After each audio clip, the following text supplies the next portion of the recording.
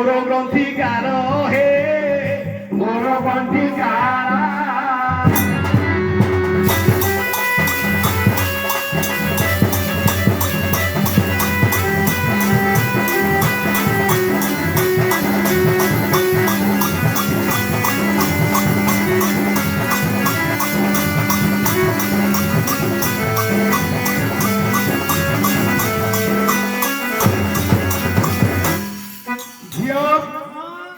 सहदेव कहला मोर ना हला ग्रंथिकार मु जने गोरक्षक विराट कहला तुमे जदि गोरक्षक मु तुमको परीक्षा करिबी गोटे अमानिया गाई ता ना हला पृथना लक्ष्य अंडीर 2 लक्ष माई मंदरगिरी रे अछि जिए जीव ताकू मारुछि जिए जीव उसे फेरी आसीनी ना एक कथा सुनी सहदेव बंशीटा धरी मा मा मा मा मा बोली जेतेबेले डाकिला ए पृथना तार सकल बाछुरी को धरी हंबार ओडी देई सहदेवर चतुर्थी गले बेड़ी देले विराट राजा विचार कले कोन अकारण रे मरि गला ग्रंथिकार आज्ञा सहदेव बंशी धरी जेते बेले फुंकी देले मेरु मेखला पर्वत रे 2 लक्ष गाई आउ बाछुरी 1 लक्ष जेते बेले धाई आसीले ये बंशी बजई बंशी शब्द जेते बेले मां बोली डाकिला गाई जेते बेले हां मां आज्ञा ये जो हंबा बोली कहउछंती पुथना कहला हाँ मां धाई जेते बेले आसिला बाछुरी आउ गाईर पाद चिन्ह से खुरा चिन्ह रे जेते धूली उठिला आकाश रे असमय रे कुहुड़ी पड़ी देखा गला आउ सूर्य देवता विराट राजा विचार कले अकान रे मरि गला ग्रंथिकार आउ जेते जन थिले आज्ञा विराट पूर्व रे गाई जेते बेले पुथना आगरे धाई आसिले ता माडो आज्ञा जेते जन जे देखि छंती प्राण भय रे आज्ञा से धाई पड़ांती किए जाई धाई उठला मेढ़ ऊपर किए चढ़िला जे पाचेरी ऊपर किए चढ़िला गाई जे गछ ऊपर प्राण भय रे किए घर ऊपर उठिला तो किए पाचेरी ऊपर उठिला किए गछ ऊपर चढ़ि विराट राजा विचार कले अकारण रे ग्रंथिकार मला सबु गाई आज्ञा शत्रु परुषरे सहदेवर घेरिले जेते बेले सहदेव कोन करिछि ना पुथना गाईर पाद तळे आज्ञा सोई पड़छि कहला कहला मां मु वर्षे 13 दिन तोते सेवा करिवि तू मते साहाଯ୍य पुथना कहला बापरे मु दासी ऊपर तोर पादरे खटिवि ए ग्रंथिकार कोन एकला क्षीर बुडे तेबे दुइला 7 कालर क्षीर नदी बहिगला विराट राजा आनंद रे कहले न सरे विराट राजा की कोडा क्षीरकू देव पूजा कले ग्रंथिकार रूपरे रहिले सहदेव तंत्रीपाल रूपरे रहिले नकुल गृहनला रूपरे रहिले अर्जुन बल्लभ पंडा रूपरे भीम कुंतभट पंडा रूपरे युधिष्ठिर हरिणी रूपरे द्रौपदी ठीक भाई यही बोली केते दिन बीतीगला जहा दिने होई अछि अरे मनोहरपुरे बेंट गारडिए से तो मुर्गया को बुलु अछि सेही जे बेंट गार आउ बनरे खोदे शिकार आउ बनरे खोदे शिकार सेउ जे बेंट गार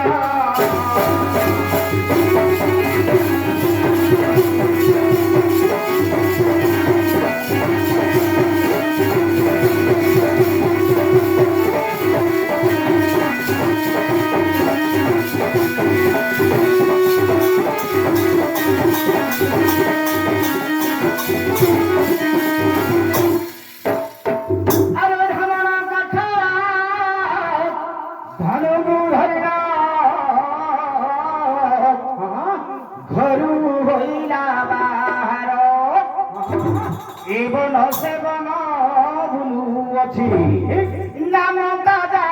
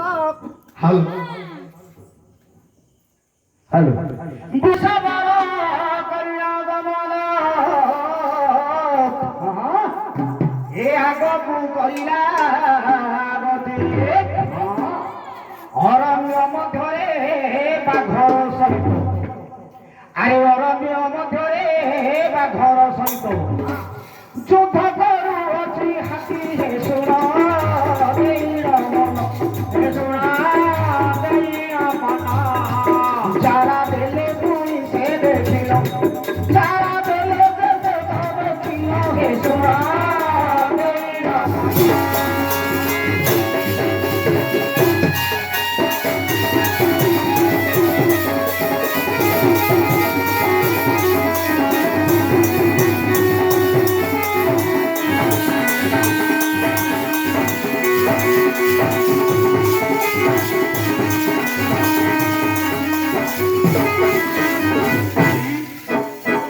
ମନ ମନୋହରପୁରରେ ଗୋଟେ ଶବରପଲ୍ଲୀରେ ଥିଲା ବେଣ୍ଟଗାର ଦାନ ଦାରା ଶବର।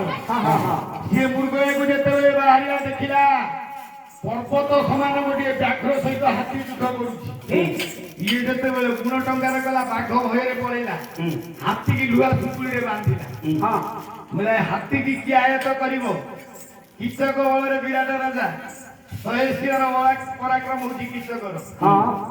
ମୁଁ ବିରାଟପୁରକୁ ନେବି ହାତୀଟା ବିକିଦେବି ସିଏ ଆୟତ କରିବ ଧନ ଧରିକି ମୁଁ ପଳେଇ ଆସିବି। ଶବର ଯେତେବେଳେ ଗଲା ବିରାଟ କହିଲା ନାଇଁ ନାଇଁ କୀଚକକୁ ମୁଁ ଦେଇପାରିବିନି। କୀଚକ ଯଦି ମରିଯିବ ତ୍ରିଗର୍ତ୍ତ ମୋ ରାଜ୍ୟକୁ ରଖିବ। ଏ ସମୟରେ କୁନ୍ତ ଭଟ୍ଟ ପଣ୍ଡା କହିଲେ ଆକୁ ଧନ ଦେଇକି କିଣ ଆକୁ ଆୟତ କରିବା ନହେଲେ ଦେଖିଲା ଲୁହାର ଶିକୁଳିରେ ଗୋଟେ ପଥରରେ ବାନ୍ଧିଦେଲା ଧନକୁ ଧରିଲା କିରାତ। 7 ଦିନ ପର୍ଯ୍ୟନ୍ତ ରହିଲା ତାକୁ ଆୟତ କରିପାରିଲାନି। ଆଉ ଥରେ ଫେର ଶବର ଗଲା ଯୋଉ ବାଘଟା ପଡିଥିଲା ବାଘକୁ ବାନ୍ଧିକିରି ଆଣିଲା। ବୋଇଲା ବାଘକୁ ଦେବି ଧନ ନେବି। କୀଚକକୁ ଡାକ ବୋଇଲେ ବିରାଟ ମନା କରୁଛି। ବିରାଟ ବୋଇଲେ କୁନ୍ତ ଭଟ୍ଟ ବୋଇଲେ ସେମିତି ନାହିଁ ହାତୀକି ଫିଟେଇ ଦେଲା। ହାତୀ ମୋର ନହେଲେ ବାଘ ମୋର ଧନକୁ ଦେଇଦେଲେ। ହାତୀକି ଯେତେବେଳେ ଫିଟେଇ ଦେଲେ ହାତୀ ବାଘ ଯୁଦ୍ଧ ଲାଗିଲା। ଏ ମହାବଳ ବ୍ୟାଘ୍ର କଣ କଲା ହାତୀର ମୁଣ୍ଡ ଉପରେ ଚଢିଲା ତାର ଦଇଯାକ ଯେତେବେଳେ ବାହାର କରିଦେଲା ହାତୀର ଜୀବନ ବାୟୁ ଉଡ଼ିଗଲା। ସ୍ୱର୍ଗରୁ ଗୋଟେ ରଥ ଆସିଲେ ହାତୀରୁ ଗୋଟେ ପୁରୁଷ ବାହାରିଲା। ହାତୀରୁ ଗୋଟେ ପୁରୁଷ ବାହାରିଲା ରଥ ଉପରେ ବସିଲେ ସେ ସ୍ୱର୍ଗକୁ ପଳେଇଲା। ଏ ବାଘ ବିକଟାଳ ରଖି ଦଉଛି ବାଘକୁ କିଏ ଆୟତ କରିବ? କିଚକକୁ ଡାକ ବିରାଟ ମନା କରୁଛି। ତଥାପି ଆଜ୍ଞା କିରାତ ଅଛି ସେ ସଭାରେ ବାଘଟାକୁ କିରାତ ଧରିଛି। କିରାତ କହୁଛି ତମର କିଚକକୁ ଡାକିବ ନା ବାଘଟାକୁ ଛାଡ଼ିବ? କିଚକକୁ ଡାକିବ ନା ବାଘକୁ ଛାଡ଼ିବି? ବାଘ ରାଜ୍ୟରେ ପଶିବ ଘରେ ଘରେ ଖାଇବ। ଯାହା ଘରେ ଯିଏ ମରିବ ପାପ ଲାଗିବ ରଜାକୁ। ସମସ୍ତଙ୍କ ମାଇନା ରାଗ ହେଲେ ରାଜାଙ୍କର ଭୟ ହେଲା। ରାଜା ଭୟ କଲେ ବୋଲି ମୁଁ ତ କିଚକକୁ ଦେଇପାରିବି ନାହିଁ।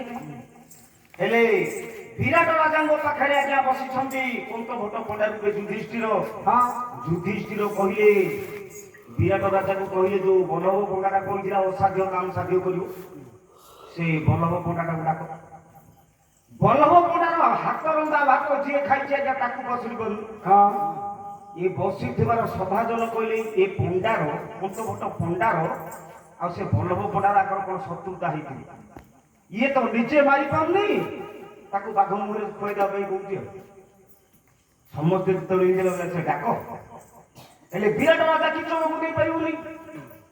ସେ ପଣ୍ଡା ମନେ ମରୁଛି ନା ଯାଇ ଆସିବ ଏଗୁଡ଼ା ହଉ କେତେ ଜଣକୁ ପଠେଇଲା ଜଣ ଡାକ। ଆଜ୍ଞା ଯୋଉ ଲୋକ ଆଗରୁ ଧାଇଁଗଲେ ତାଙ୍କର ହିତାହିତ ଜ୍ଞାନ ଅଛି। ତାଙ୍କୁ କହିଲେ ଆମ ରାଜ୍ୟର ରଜା ଡାକୁଛି ଆସ।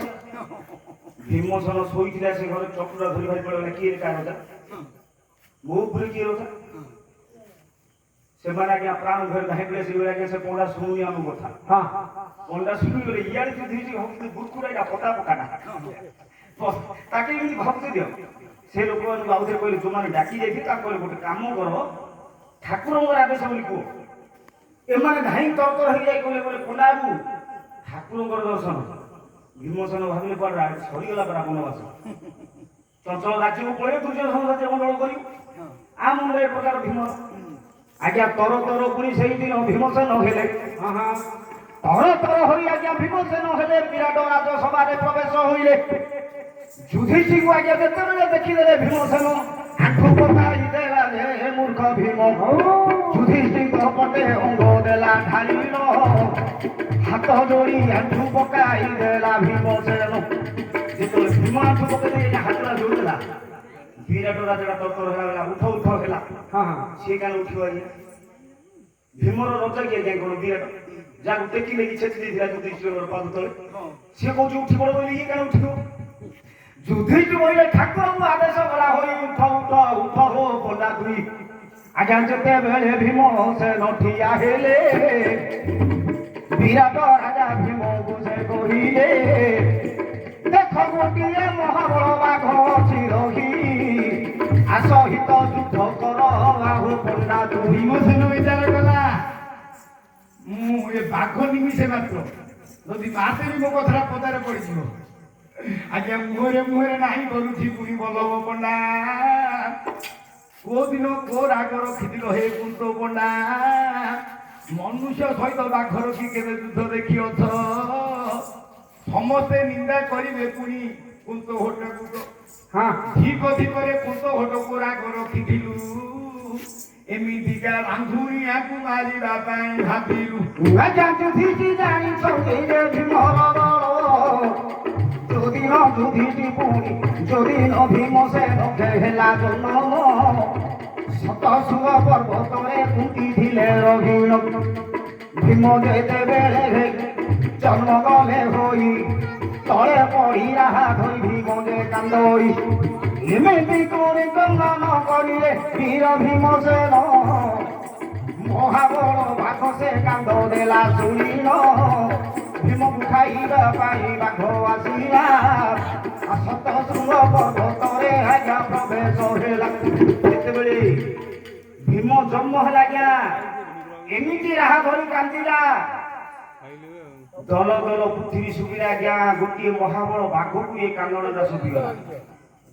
ମହାବଳ ବାଘ ଆସିଛି ଆଜ୍ଞା ଭୀମକୁ ଖାଇବା ପାଇଁ କୁନ୍ତୀ ମାଙ୍କର ନଜର ପଡିଗଲା କୁନ୍ତୀ ମା ପ୍ରାଣ ଭୟରେ ଗଛ ଉପରକୁ ଚଢିଲେ କୁନ୍ତୀ ମା ପ୍ରାଣ ଭୟରେ ଗଛ ଉପରେ ଗଲେ ଚଢିଲ ବାଘ ପହଞ୍ଚିଲା ଭୀମ ନିକଟରେ ଯାଇଲ ଭୀମକୁ ଖାଇବା ପାଇଁ ମହାବଳ ଯେତେବେଳେ ପ୍ରବେଶ ହେଲା ରାଗ ଘର ଘରେ ଭୀମ ତା ପାଦ ଛାଟି ଦେଲା ଯେତେବେଳେ ଭୀମସେନ ଆଜ୍ଞା ପାଦଟା ଛାଟି ଦେଲା ମହାବଳ ବାଘର ଆଜ୍ଞା ଛାତିରେ ବାଜିଗଲା ଭୀମର ପାଦଟା ଯେତେବେଳେ ଛାତି ଲାଗିଲା ଆଜ୍ଞା ବାଘର ଛାତି ଗୋଟିକ ଗଲା ଫାଟି ଜନ୍ମ ହୋଇଛି ଭୀମ ବାଘର ଛାତି ଗୋଟିକ ଆଜ୍ଞା ଗଲା ଫାଟି ତଳକୁ ପାଦ ଛେଚି ଦେଲେ ବୀର ଭୀମସେନ ଶତଶୃଙ୍ଗ ପର୍ବତର ଶୃଙ୍ଗଟେ ଖସିଗଲା ଶତଶୃଙ୍ଗ ପର୍ବତ ଅଭିଶାପ ତାକୁ ଦେଲା ଆରେ ଭୀମ କେଡ଼େ ଅଗାୟ ରେ କରିଲୁ ତୁଇ ଗୋଟେ ଶୃଙ୍ଗ ମୋର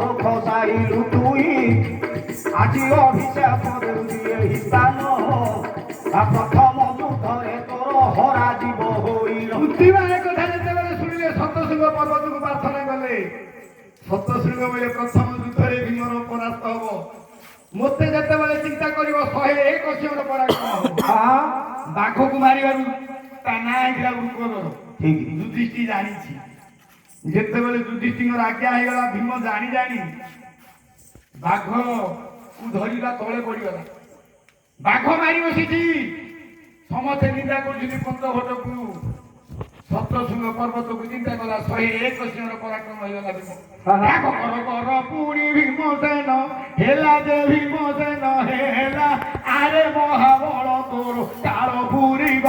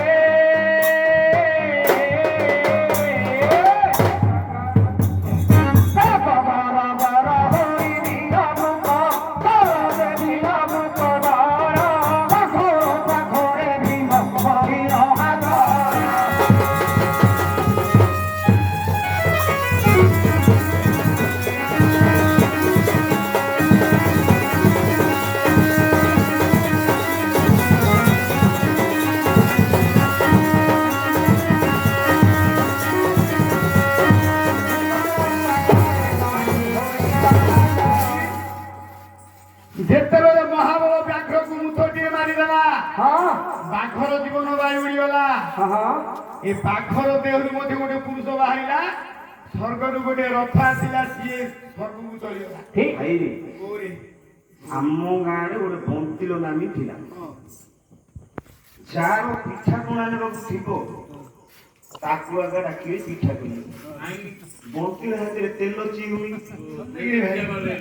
ଯେତେ ପିଠା କଲେ ତମେ ଯେତିକି ତେଲ ତାକୁ ଦେଇଦିବ ପିଠା ତିଆରି ସରିଲା ପରେ ଓଜନ କଲେ ସେତିକି ଏକା ତେଲ ଭାଇ ଭାଇ ତାକୁ ଟିଭି ଛାଡୁ।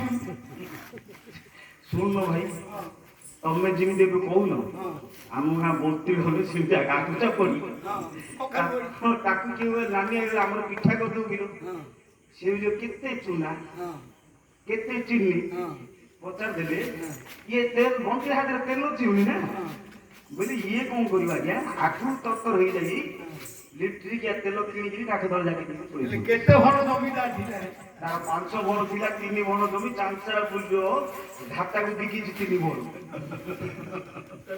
ଏବେ ବୁଢୀ ହେଇଗଲି ଆଉ ପୁରା ହଜେ ବୋଲେ ପଇସା ମିଳି ଯୋଉ ବାଧ୍ୟ ଭତ୍ତା ଟଙ୍କା ମିଳିଲି ସେ ଟଙ୍କାରେ ସେ ହଁ ନା ଉଠୁଥିଲା ବୋଲେ ତେଲ ଚିମଣି ସେ ଆଗରୁ କିଲେ କିଣି ଦେଇଯିବ ତାକୁ ଯାହାର ପିଠା କରିବାକୁ ତାକୁ ଅଟାଟା ଆଣେ ପାଣିଟା ଆଣେ କୁଲାଟା ଆଣେ ବେଲଣ ଫଟାଟା ଆଣେ ଏଇସବୁ ଆଣେ ବୋଲି କହିଲାରୁ ଇଏ ଆର ଯୋଉ ତେଲ ଏଇରୁ ପକେଇ ଦେଇଥିବ ସେ ଆଉ ତାର ବଳକା ଯୋଉ ସିଏ ଯେତିକି ତେଲ ଆଣିଥିବ ଇଏ ପମ୍ପ ଘୋଡ଼ି ରଖିଦେଇଥିବ ସମ୍ମାନ ଆଉ ପିଠା କରା ସରିଲାକୁ ସେତିକି ଇଏ ଥିବ ଆଉ ବୁଝିଲେ ମୁଁ କାହିଁକି ଏ କଥାଟା କହିଲି ଆଜ୍ଞା ପ୍ରଥମରେ ସତଗିରା ତ ଯୋଉ ବାଘୁରା ଆଣିଥିଲା ଆଜ୍ଞା ହାତୀଟା ଆଣିଥିଲା ହାତୀ ବାଘର ଯୁଦ୍ଧ ହେଲା ହାତୀ ମୁଣ୍ଡ ଉପରୁ ଦହି ଖାଇଦେଲା ବାଘ ହାତୀଟା ମରିଗଲା ହାତୀ ଦେହରୁ ଗୋଟେ ମଣିଷ ବାହାରିଲା ମୋ ଭାଇ କହିଲା ତାପରେ ବାଘୁରାକୁ ମାରିଦେଲେ ଭୀମସେନ ବାଘୁଟାର ଦେହରୁ ହେଲେ ମଧ୍ୟ ଗୋଟେ ହାତୀ ଲୋକଟି ବାହାରିଲା ଭାଇ ହାତୀ ମଣିଷ ଜନ୍ମ କରୁଛି ଆଉ ବାଘ ମଣିଷ ଜନ୍ମ କରୁଛି ନା ଭାଇ ଭାଇ ଏଇଟା ମୁଁ ଜଣେ ଗପ କହୁଥିଲି ଭାବିଲ ନା ତମ ଗାଁର ବନ୍ଧୁ ନା ମିଳି ଭାବିଲ ସେମିତି ନାଇଁ ନାଇଁ ଆଉ କାହିଁ ଆଉ ବୈବସ୍ୱତ ମନୁ ଅଗସ୍ତିକି ପଚାରିଲେ ସେ ହାତୀଟା କିଏ ବାଘଟା କିଏ ଅଗସ୍ତି କହୁଛନ୍ତି ପୂର୍ବରେ ସ୍ଥୂଳ ଋଷି ବୋଲି ଜଣେ ଋଷି ରହିଥିଲେ ଘୋର ତପସ୍ୟା ପୁଣି ଯେ ବନତରେ କଲେ 12 ବର୍ଷକୁ ଥରେ ଯେ କରନ୍ତି ଭୋଜନ ତପସ୍ୟାରେ ରତ ଥାନ୍ତି ସେହି ଋଷି ଯାଏ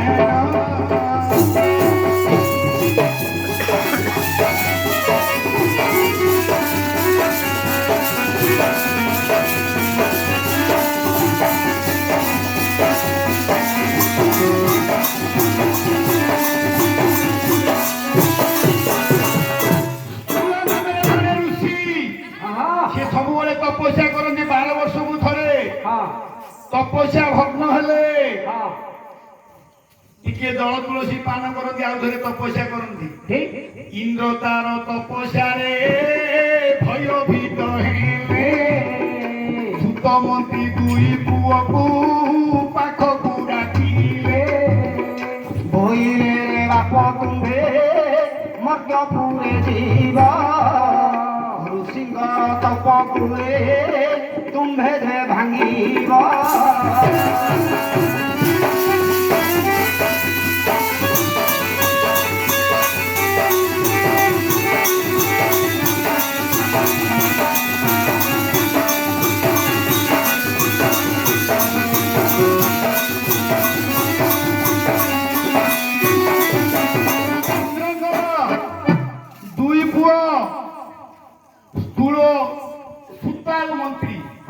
ଦୁଇ ପୁଅକୁ ଇନ୍ଦ୍ର କହିଲେ ସ୍ଥୂଳ ଋଷିର ତପସ୍ୟା ଭଗ୍ନ କର ଏ 2 ପୁଅ କଣ କଲେ ଋଷିଙ୍କର ଦେହରେ ପଶିଗଲେ ତାଙ୍କର ମନ ବିଭ୍ରମ ହେଇଗଲା କାହିଁକି ଆଉ ତପସ୍ୟା କଲେନି କାହିଁକି ଆଜ୍ଞା ଯୋଗୀ ଋଷି ମୁନି ମାନେ ତପସ୍ୟା କଲେ ଆଜ୍ଞା ସେମାନେ ଆଉ କୌଣସି ମନ ନ ରଖି ଏକ ଲକ୍ଷ୍ୟରେ ସେମାନେ ଯୋଗ କରନ୍ତି ଆଜ୍ଞା ଯେ ପରମାନନ୍ଦ ବିଧାନୀ ସେ ତ ଶୂନ୍ୟପୁରବାସୀ ଯେ କି ପରମାନନ୍ଦ ବିଧାନୀ ସେ ତ ଶୂନ୍ୟପୁରବାସୀ ଏ ଘଟ ଘରକୁ ସେ ତ ନିର୍ମାଣନ୍ତି ବସି ଅସ୍ଥି ପଞ୍ଜରା ଖଞ୍ଜିଲେ ଖମ୍ବ ଶ୍ରେଣୀ ଝଟା ରକ୍ତ ମାଂସ ଶକ୍ତି ରୂପେ କରିଛନ୍ତି ଛଟା ଶିର ନାଳ ଛନ୍ଦି ବାନ୍ଧି ରଖିଲେ ଗଣ୍ଠି ଟାଣି କେଶ ଲୋମ ଚର୍ମରେ ହେ କରି ହେ ଛାଉଣି ଚାରି 14 ପୁରକୁ ଆଜ୍ଞା 9 କୋଟି ଦ୍ୱାର ବିନା କିରଣୀରେ ଘରେ ନ ପଶିବ ଚୋର ଚେତା ଯୁବତୀକୁ ଘେନି ଚୈତନ୍ୟ ପୁରୁଷ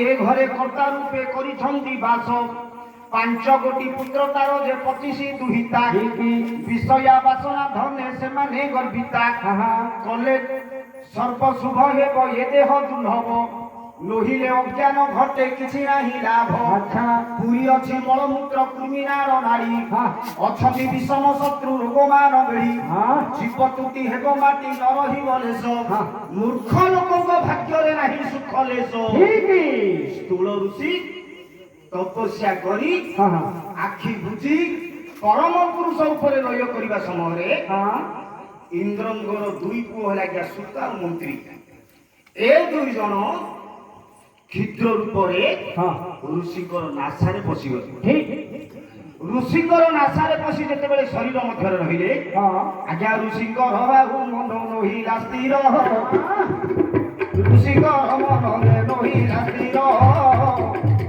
ବିଚଳିତ ହେଲା ଯେ ମନ ତାଙ୍କର ବିଚଳିତ ହେଲା ଯେ ମନ ତାଙ୍କର ଏଣେ ତେଣେ ମନ ବୁଣି ଗଲା ହୋଇ ଆଉ ଋଷିଙ୍କ ମନ ସ୍ଥିର ହେଲା ନାହିଁ ଭାଇ ଏ ଋଷି ତପସ୍ୟା କରୁଥିଲେ ଆଉ ତପସ୍ୟାରେ ମନ ରହିଲାନି ବନର ମୁଗୁଣି ମାନଙ୍କ ସହିତ ପ୍ରୀତି ଆରମ୍ଭ କଲେ ଦିନକୁ ଦିନ ଅନ୍ୟାୟ ହେଲା ଦିନେ ଋଷି ଶୋଇଛନ୍ତି ଏ ନାସାରୁ ବାହାର ହେଇକି ଏମାନେ ପଳେଇ ଯାଉଛନ୍ତି ମାଛି ଉପରେ ଋଷି ଅଭିଶାପ ଦେଲେ ଚଣ୍ଡାଳ ମାନେ ମୋର ତପସ୍ୟା ନଷ୍ଟ କରିଦେଲ ପସ୍ତୁ ହେଇଗଲା ଆଜିକୁ ପସ୍ତୁ ହେଇଯାଉ ଏ 2 ଭାଇ ଭାବିଲେ ଆମେ ମୁକ୍ତି ହବୁ କେମିତି ଋଷି କହିଥିଲେ ତୁମେ ଜଣେ ହାତୀ ଆଉ ଜଣେ ବାଘ ହେଇକି ଥିବ ବିରାଟପୁରରେ ଯୁଧିଷ୍ଠିକୁ ଦେଖିଲେ ମୁକ୍ତି ହେଇଯିବ ଯୁଧିଷ୍ଠିକି ଦେଖି ମୁକ୍ତି ହେଇକି ପଳେଇଲେ ଭାଇ ଏଠି ଯୋଉ ଜାରା ଖବର ଥିଲା ଭୀମ ପାଖରେ ପ୍ରବେଶ ହେଇଗଲା ଭାଇଟା ବୋଲି ଡାକିଲା ଭାଇଟା ଚାର ସବର ଭୀମ ଭୀମସେନକୁ ଯେତେବେଳେ 4 ସବର ଭାଇନା ବୋଲି ଡାକିଦେଲା ଭୀମ ବୋଲା ମୁଁ ତ ଗୁପ୍ପା ହେବିନି ଭୀମ ପ୍ରବେଶ ହେଇଗଲା କିଏ ଜାରା ଖବର ଭୀମ ପାଖରେ ପ୍ରବେଶ ହେଇଗଲା ବୋଲି ଭୁଲିଗଲି ସାରା ଦୁନିଆ ହାୟ ମୋ ଭାଇ ମିଳିଲା ମୋ ଭାଇ ମିଳିଲା ୟାର କୁକ ମନର ମୋତେ ପାଗଳ କଲା ୟାର କୁକ ମନର ମୋତେ ପାଗଳ କଲା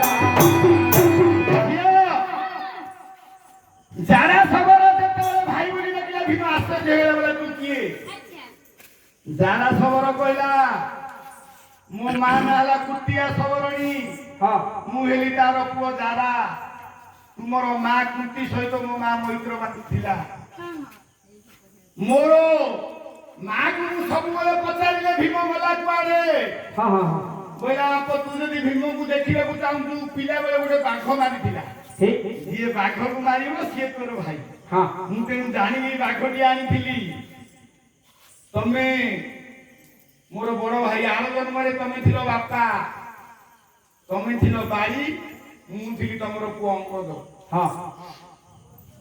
ମନ ପଡିଛି ତ ଯୋଉଦିନ ମାଙ୍କଡ ମାନେ କହିଲେ ଆମେ ଯୁଦ୍ଧ କରିବା ରାବଣ ସହିତ, ରାମଚନ୍ଦ୍ର କହିଲେ ଅନ୍ୟାୟ କରିବାନି, ପ୍ରଥମେ ଚିତାକୁ ଖଣ୍ଡେ ଦେବା। କାହା ହାତରେ ଚିତାକୁ ଦେବା? ଯଦି ସୁଗ୍ରୀବକୁ ପଠେଇବା ଆମକୁ ପାପ ଲାଗିବ, ସେ ମୋର ମୈତ୍ର, ସେ ରାଜା କେମିତି ଚିତାକୁ ଧରିଯିବ। ଯଦି ହନୁକୁ ପଠେଇବା ରାବଣ ଭାବିବ ତାଙ୍କ ଛାତିରେ ଆଉ କିଏ ବୀର ନାହିଁ, ଖାଲି ହନୁ ଏକା ଅଛି। ଅଙ୍ଗଦକୁ ପଠେଇବି ଯେ ଅଙ୍ଗଦର ବାପା ବାଡ଼ିକି ମୁଁ ମାରି ଦେଇଛି। ଯଦି ଅଙ୍ଗଦକୁ ପଠେଇବି ମୋ ମୃତ୍ୟୁ ହେତେ ଯାକ କହିଲେ ଅଙ୍ଗଦ କରପତ୍ର ମିଳିଗଲା ବୋଲେ ପ୍ରଭୁ ଆପଣଙ୍କର ଆଦେଶ ହଉ ମୁଁ ଯିବି। ବିଭୀଷଣ କହିଲେ ତୁ ଯିବୁ ଯେ ବାପରେ ତାର ମୁକୁଟଟାକୁ ତୁ ଆଣିବୁ। ଅଙ୍ଗଦ ସେଦିନ ପ୍ରବେଶ ହେଇଗଲା ରାବଣ ଛାତରେ। ରାବଣକୁ କହିଲା ଆରେ ରାବଣ, ରାମଚନ୍ଦ୍ର ଚିତାକୁ କିଏ ଦେଇଛନ୍ତି, ତୁ ସୀତାକୁ ନ ଫେରେଇଲେ ତୋର ମୃତ୍ୟୁଦଣ୍ଡ। କାହିଁକି? ଗୋଟିଏ ବନର ବାନର ଫଳ ଖାଇଦେଲା, ସେ ବନର ବାନର ତାକୁ ବାନ୍ଧିକିରି ବାନ୍ଧିଲ। ତୁ ଗୋଟେ ମର୍ଜର ମାନବ, ତୁ ଗୋଟେ ପଣ୍ଡିତ, ତୁ ଯଦି ନାରୀ ଚୋରି କଲୁ ତୋତେ ମୃତ୍ୟୁଦଣ୍ଡ। ରାବଣ ବୋଲା ମାର ମାର। ଏ ଅଙ୍ଗଦ କଣ କଲା? ନାନ୍ଦରେ ଗୋଟେ ପଳି ତିଆର କଲା। ରାବଣ ମହାମାୟାବୀ, ସହସ୍ର ରାବଣ ହସିଦେଲା ବୋଇଲା ଇନ୍ଦ୍ରଜିତ ତୋର ମୋ ପାଖେ ତୁରା। ସେଦିନ ରାବଣ ଅପମାନ ପାଇଲା, ତାକୁ ମାର ବୋଲି କହିଲା। କିଏ ହେଲେ ପାଦ ଉଠି ପାରିଲେନି। ରାବଣ ଯେତେବେଳେ ପାଦଟାକୁ ଧରିବାକୁ ଗଲା ବୋଲେ ନାଇଁ ନାଇଁ ମୋର ଧର୍ମ ତାର ଧର। ସୁବଳ ପର୍ବତରେ ରାମଚନ୍ଦ୍ର ଅଛି, ତାର ପାଦ ଧରି ତୁ ମୁକ୍ତି ହବୁ। ସେଦିନ ରାଗ ଗର ଗର ହେଇ ସୁବର୍ଣ୍ଣ ମୁକୁଟଟାକୁ ଆଣିଥିଲା। ବିଭୀଷଣ ସେଦିନ ହେଲା ରାଜା। ସେଦିନ ଅଙ୍ଗଦ କହିଲା ମୁଁ ଆର ଜନ୍ମରେ ତୁମେ ଥିଲ ବାପା, ଏ ଜନ୍ମରେ ଭାଇ। ମୁଁ ସବୁବେଳେ ଦର୍ଶନ କରି। ଭୀମସେନ କହିଲା ବାପ ପ୍ରକାଶ କରନା। ଜାରାଶବର କହିଲା ମୁଁ ସିନା ପ୍ରକାଶ କରିବିନି, ସବୁବେଳେ ତୁମକୁ ଦର୍ଶନ କରିବାକୁ ଆସୁଛି। ଏତିକି କହି ଜାରାଶବର ପଳେଇଲା। ବାଘ ଗଲା, ହାତୀ ଗଲା। ଭାଇ ଆଜି ଯୋଉ ପ୍ରେତ ଆତ୍ମା ପାଇଁ ନାଚ ଲାଗିଛି ବାପାଙ୍କର, ତାଙ୍କର ସାନ ପୁଅ 50 100 ଟଙ୍କା ଦେଇଥିଲେ।